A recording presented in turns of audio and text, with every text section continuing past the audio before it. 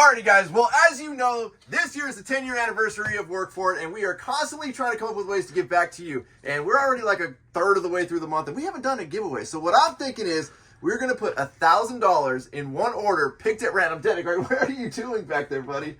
I didn't know what to do with my hands, so I walked down and then just hit again. I didn't want to interrupt you because it was flowing. I didn't want to like mess up the script because I know you're so good at Chris, just keep going. All right, buddy. What do you think, Derek? Should we throw $1,000 in one order, picked at random? I think we share the love, man. Share the love? You know, there's so many giveaways where it's only that one and done. I think we should do like 2 or 3. I think like 1 500 and then 2 250s. You know, make a couple people happy. I do got some more money in here. All right, so let's do that then. We're gonna give one order picked at random, placed in the next 48 hours is gonna get $500, and 2 orders are gonna get $250. And you know who we're gonna let pick at random? You. You're gonna count it though, right? I don't know how to count, so I'll count it. I'll just put it in the box. I'll count it. You pick a box. You throw it in the box. There you go, guys. Head over to workforitapparel.com. Get entered. Cash for 3 people and a pretty good amount of cash. And it's all up. Well, it's all up to this guy. Good luck, guys. Let's roll to this video. What's up and good morning, guys. Welcome back to another video. Today is a huge day, long-awaited day. We are doing our second concrete pour at the Rhino Ranch.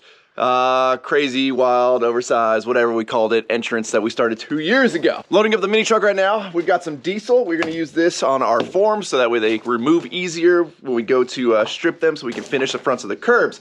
We've got our top cast. So top cast is what allows us to get the sand finish that we are going for, which we'll talk about more later on in this video.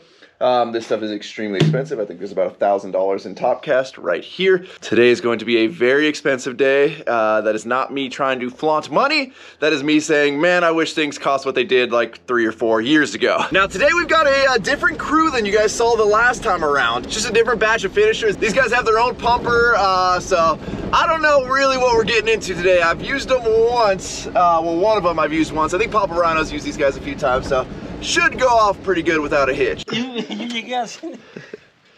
Hay mucha chica, ¿verdad? He's under the form. We don't want to move the form.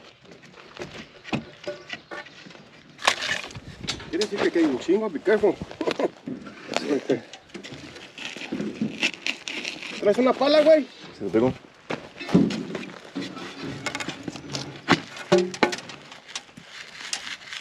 Should we leave him? We put him in the concrete? Yeah. That's rebar. It's rebar, yeah. Watch out for the head. We'll still get you. All right, we got Papa Rhino showing up. We've already started our morning off with one baby rattlesnake that we, of course, properly relocated safely to a fresh habitat that it's going to live on forever. We are going ahead and putting in dobies and /or broken pieces of concrete to hold our rebar up. So obviously rebar doesn't do you a whole lot of good if it's sitting on the ground. Now, you're probably looking at the little bit of vegetation here and you're thinking, is that going to affect anything? Probably not. You can only get this ground so clean though. If we waited maybe another couple of months when everything was super, super dry and dead, we could have maybe gotten it a little cleaner, but Rhino's done waiting. You sure you don't want it? No. Sí, ahí estaba. ¿Para si lo viste?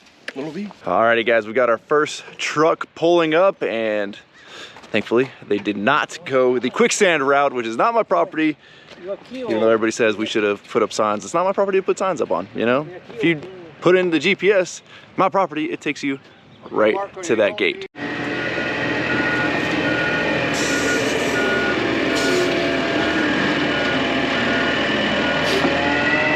You'll see a couple of stakes placed strategically inside of the actual flat work itself, and that's because these guys are going to be rodding the concrete with this aluminum rod. However, they obviously can't span the entire distance from there to there to make sure that they're in a straight line. So what they do is they run a string line from there to there, because again, that's the plane that we want the concrete to be on, and then they mark this stake. And that gives them something to rod against that is still in the same plane versus just trying to eyeball or guess where you should be out here, because nobody carries a 20-foot rod to rod this from full end to full end. We are pumping this today. We pump pretty much 95 to 99% of our concrete pours. It drives me insane when I see all these East Coast guys wheelbarrowing stuff or using those mud buggies. Like that takes so much longer. I guess maybe if you own a $30,000 mud buggy, it's cheaper, but out here, I mean, we're anticipating about $1,000 for the pump today.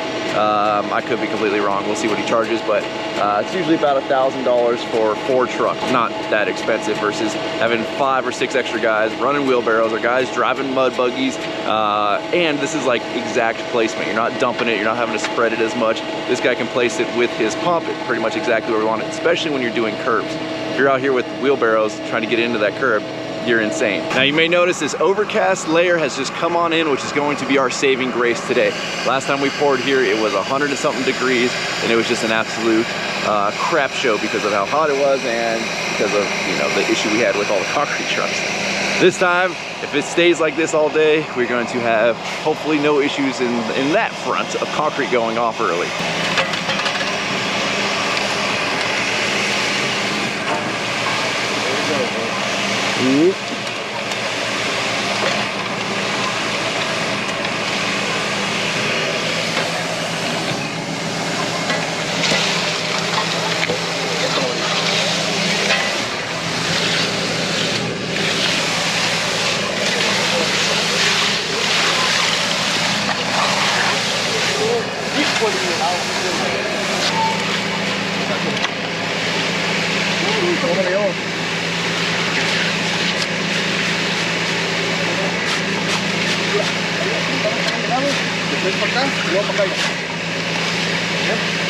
La verdad que lo pateó, güey. Que no me pegues, tú no eres mi papá. Verga, que ni mi papá me pegaba. Sinaloa, ¿cómo va, verga?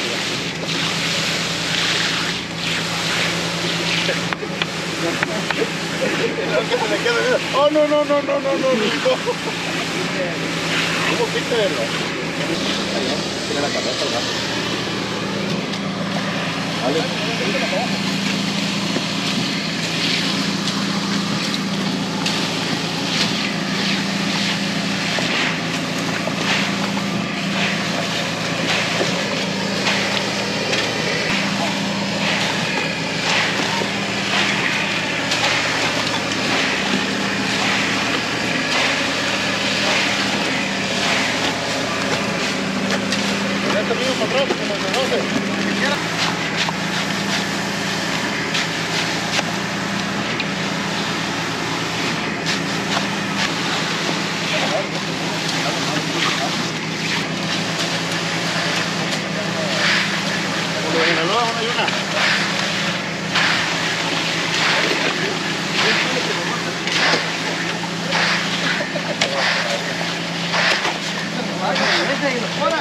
Oh yeah.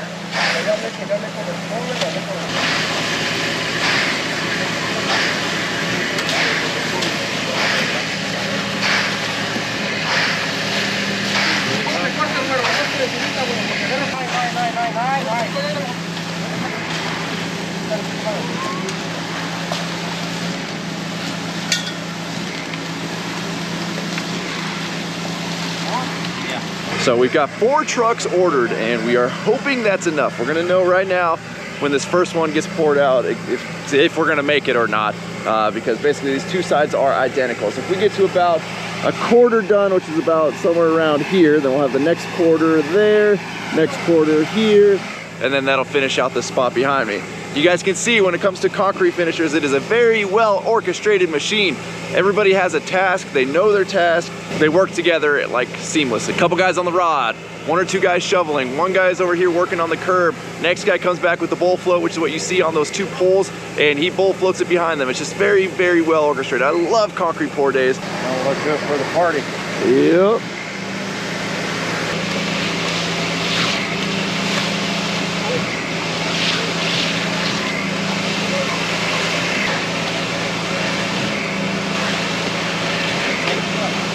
Paisa, puta, para los hacos de Caudia.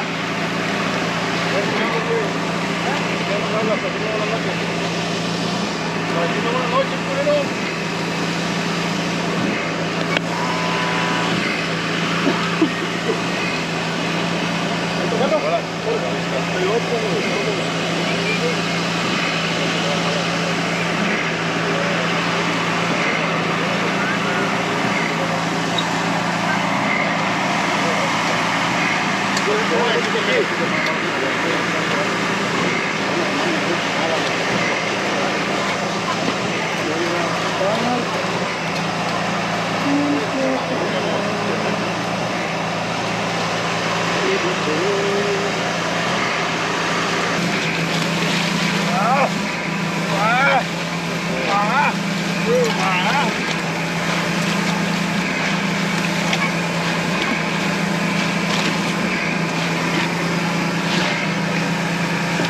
can see right here, they're using those grade pins to basically make a little pad, right? So they put the concrete around them, they float it out to where it's level, and then they'll pull that stake out and they'll use that as their guide when they come through, and they rod it to make sure that they are on the plane of the concrete. So far, this truck is still got concrete in it. You'll know, oh, there we go, I think he's spinning his drum a little faster. When you hear the concrete truck, the engine kind of ramp up and the drum starts to spin faster. That means they are essentially out of concrete.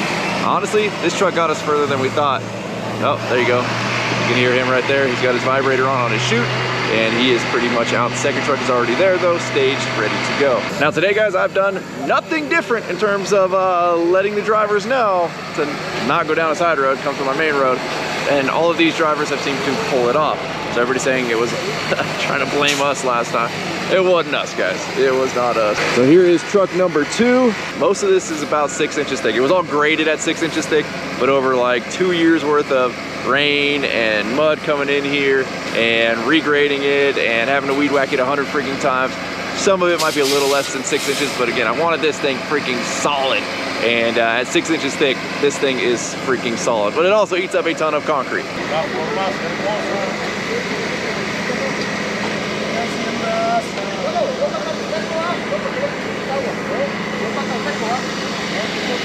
Párale. No. No es de nariz.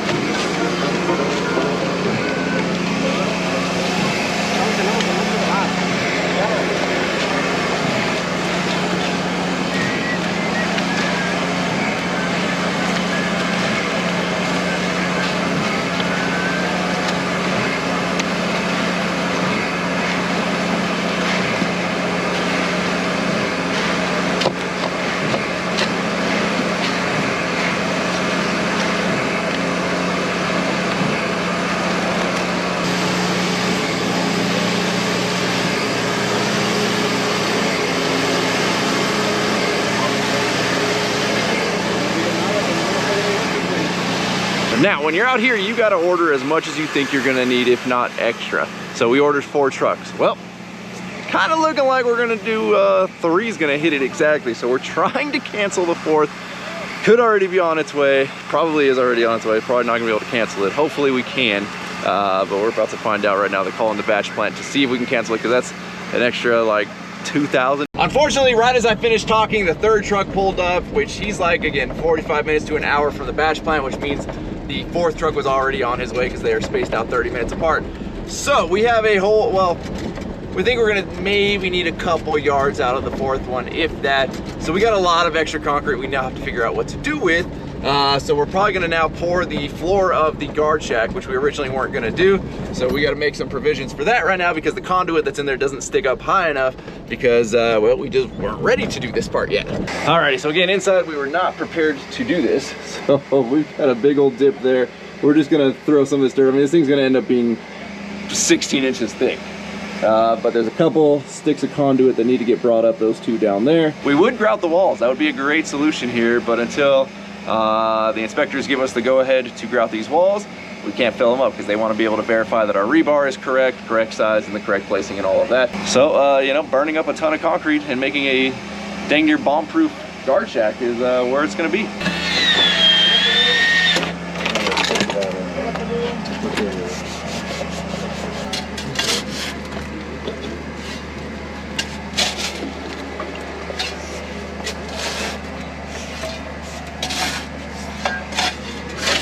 Pues aquí es de concreto, so. Está bien.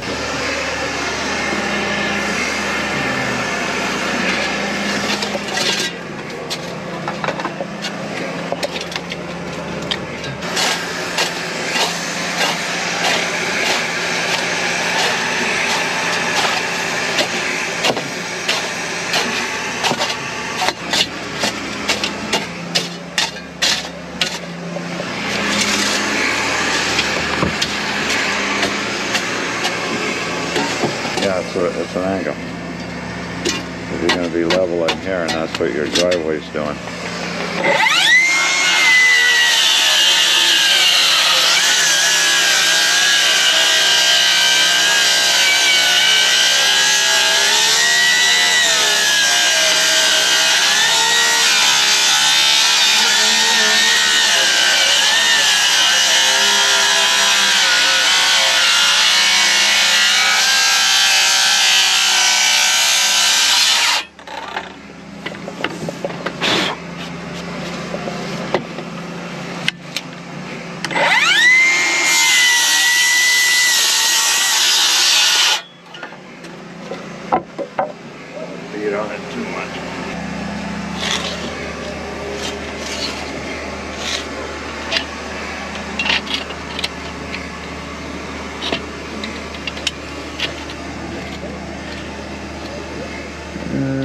there.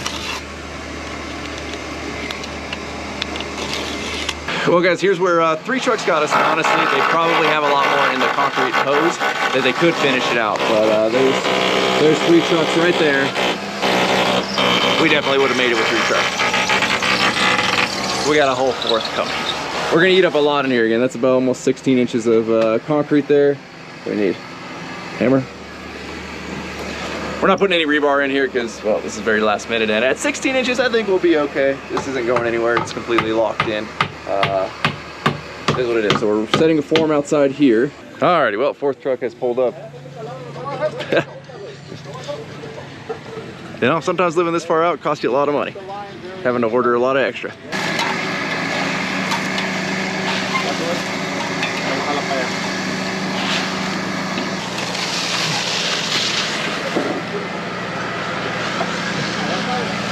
Wanna go to the door? Yeah. You should have enough, right? Alright. Okay.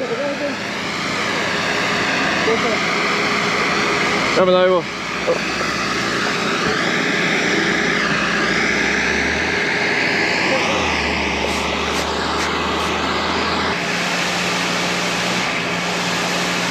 Sí.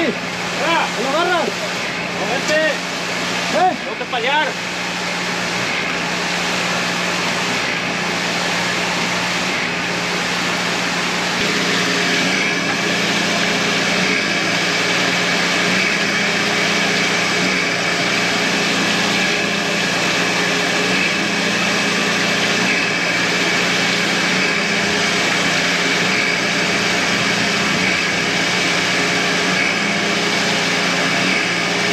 While they pour the floor of the guard shack, I'm gonna run and grab the Coyote tractor because the pump house wall, we grouted it one day, but we didn't fully grout it. We used the leftovers from, I think, the guest house concrete pour. So there's a couple spots in those walls that don't have concrete. And the reason we can grout those walls versus the other ones is those walls don't need to get inspected because that building is under the threshold of size needing permanent inspection. Granted, so is the front building there. But again, because we ran conduit in there, now we just opened up a whole new world of needing inspections. Now we're pretty low on diesel, so you know, hopefully we make it today. This is when concrete pours get fun though. You're scrambling. I mean, it's not fun that I'm wasting like $2,200 worth of concrete, but you know, we get to scrambling, well, maybe scrambling's not fun. For whatever reason, there's like that just the right amount of chaos on concrete pour days that keep them exciting. We got the pumper pumping into the bucket on the Coyote. Hopefully we don't go too full because she ain't gonna want to lift a solid bucket of concrete. Alrighty, so Abel's up on top of the wall. We're just gonna use buckets out of this bucket. Well, 5-gallon buckets to get it into the wall. It's not a lot. It's only like down like maybe that much, and it kind of slopes up. We just ran out. We were using some extras that we had, again, when we were doing the guest house. Alrighty, little bit at a time, but we're gonna get her.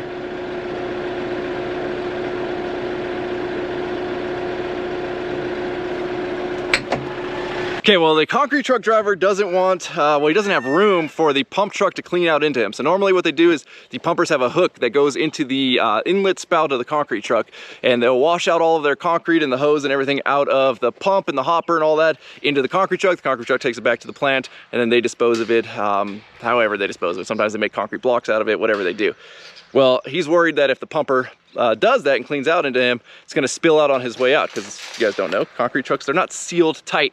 So if that hopper's open and he's going up a hill like this and he's got a bunch of water and stuff that sits on top of the concrete, it's gonna spill out going down the road, and that's no bueno.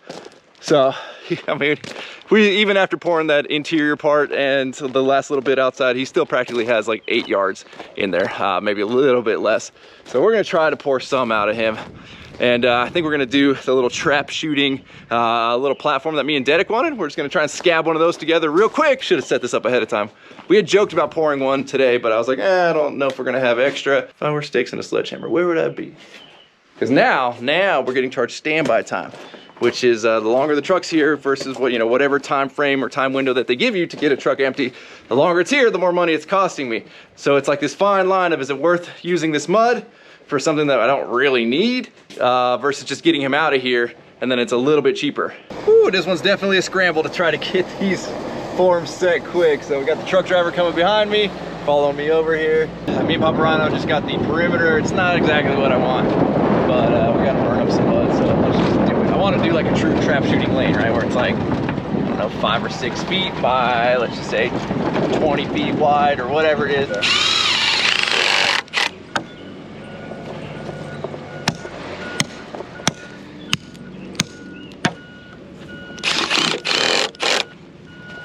Go do that corner.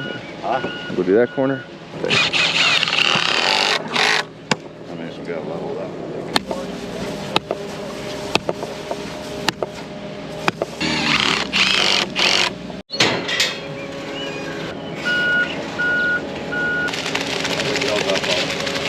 I got it. I got it.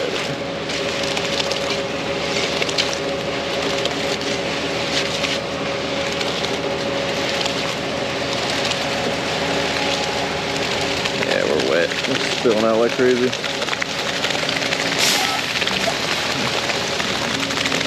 That's what we want right now, wet.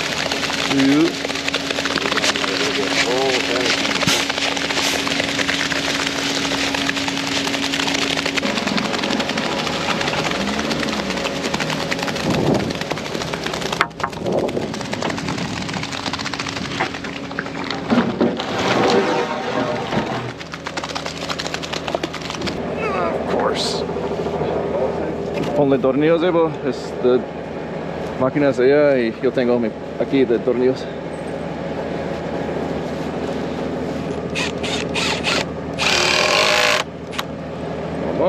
Tomás. Uno más, Tomás. Está, corte eso.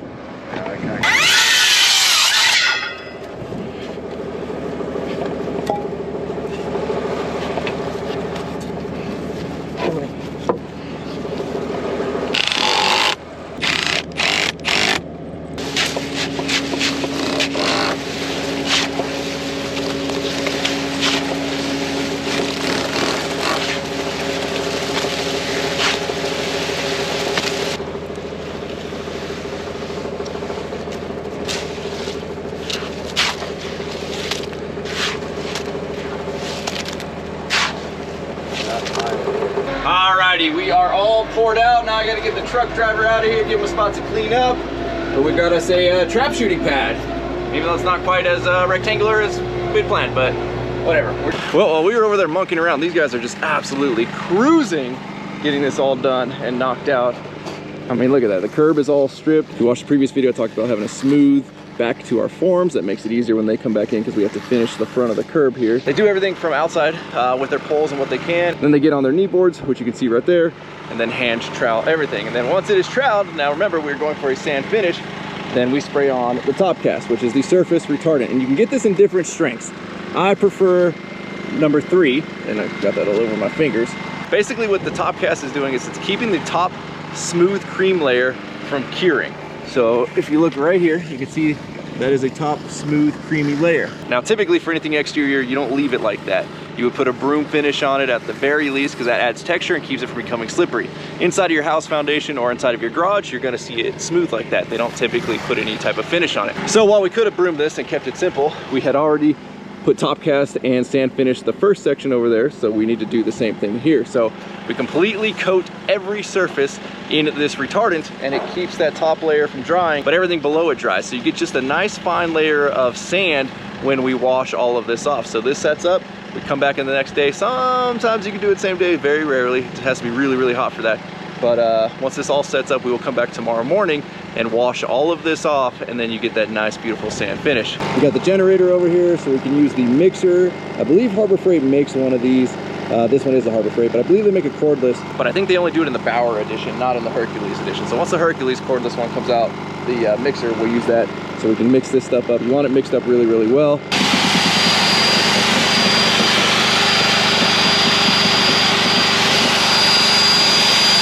OVERESTIMATED and Abel got the trap pad all troweled out right now, so they're just waiting for it to set up a little bit. I got, oh geez, that is no pressure. Got to try to wash out the coyote bucket and get all this concrete out of here. Well, that's even worse. 3 hours later, we managed to get the bucket clean. Here is what the pad looks like. So this one we'll just throw a broom finish on. Obviously there's no point in getting crazy with it. But look how crazy.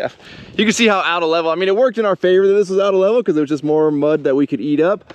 Speaking of, it was only like $18 of standby time. Let me see if I can find the receipt here for you guys. So it was worth actually getting the mud out versus just sending them back with it. And for those of you curious as to what today cost me just in terms of concrete, this is not the pumper, this is not all of the finishers. I mean, there's a lot of money in today. Here's what we got. $183 a yard at 1,700 bucks for this is just one truck, but the total is down there.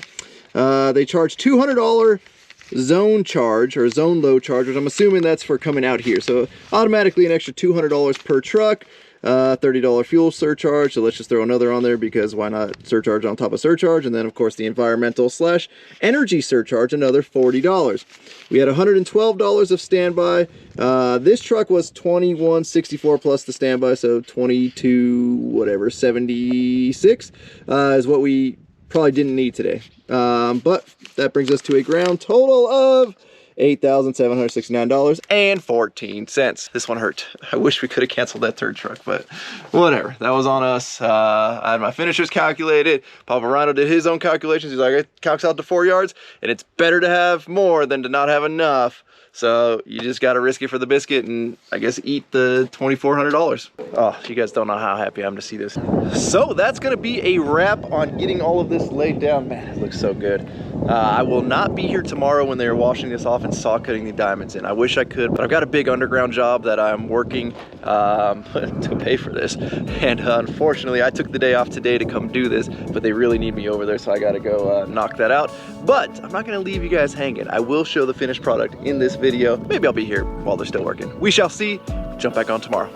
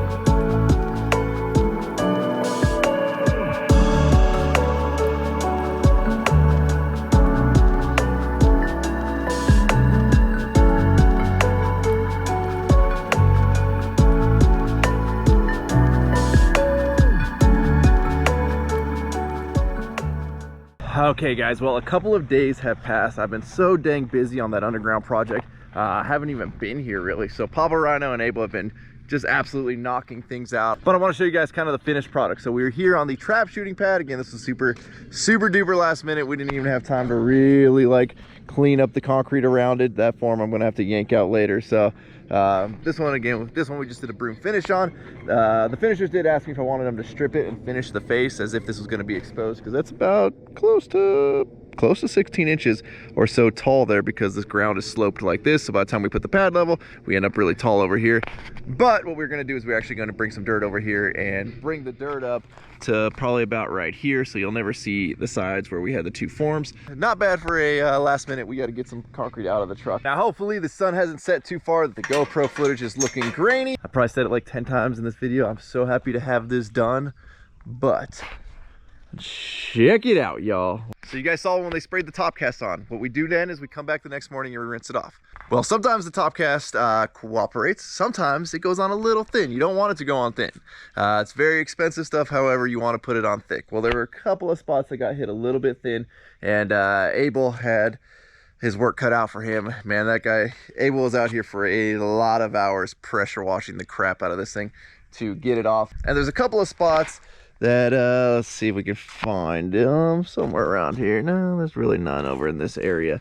So obviously you see the pressure washer marks. Those are all going to get evened out. This was just the preliminary wash to get all the stuff off, and then we'll come back in and we'll clean it again. We'll get rid of those pressure washer marks, but we were on a time crunch because we obviously didn't cut joints into the concrete at the time it was poured. So a lot of times you'll see the joints cut in when the concrete is wet. Well, you can do it when you do diamond patterns like this, but it adds a ton of work for the finishers because there's a time crunch to get these in before the concrete starts to cure, and you end up with a bigger joint because the joiners are certain sizes, right? You can go 1/4 inch joint, 1/2 inch joint, 3/4 inch joint. Nothing will be as small as saw cutting it, which is what you see here, which is basically a fat 1/8 of an inch or so. It's the width of a saw blade. It's really the cleanest joints you can get, and they're the smallest joints you can get, which will have less dirt building up in them and less crap trying to grow in those joints. So Paparino came in and saw cut all of the joints for me. Again, Paparino and Abel, those guys, they've been working their butts off for the last couple of days after the pour to get it to this spot that you see it at right now. So if we come up here,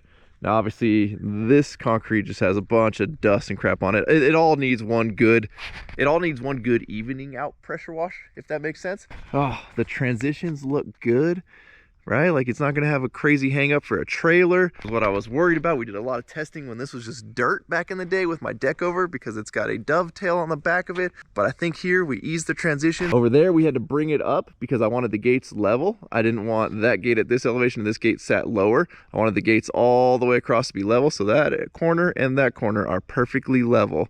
And then we did all of the transitioning from there on out to meet the street, which goes down that way. Now, I don't know why, because we told them not to do it, but for whatever reason, the finishers decided to also spray top cast inside the guard shack. So we now have a guard shack with sand finished floors. I mean, whatever, not the end of the world. I don't know if we were ever actually planning on putting any type of flooring in here. I'm not sure. I don't always think things too far out in advance, and the guard shack's definitely one of those that I'm not 100% sure what we're gonna do.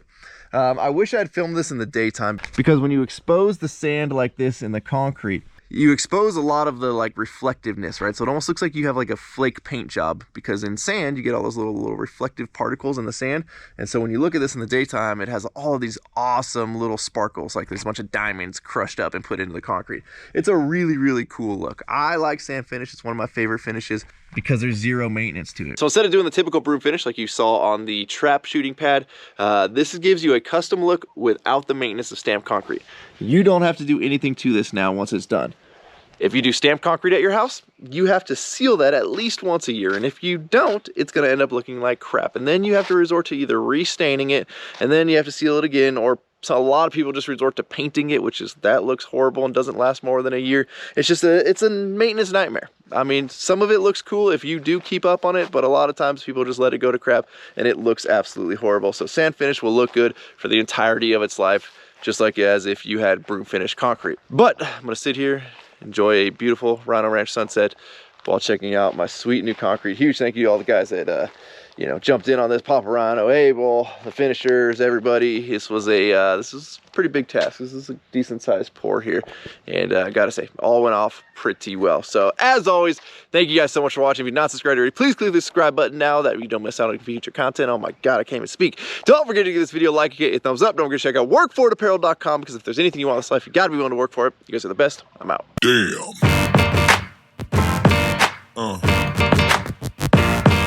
Yeah.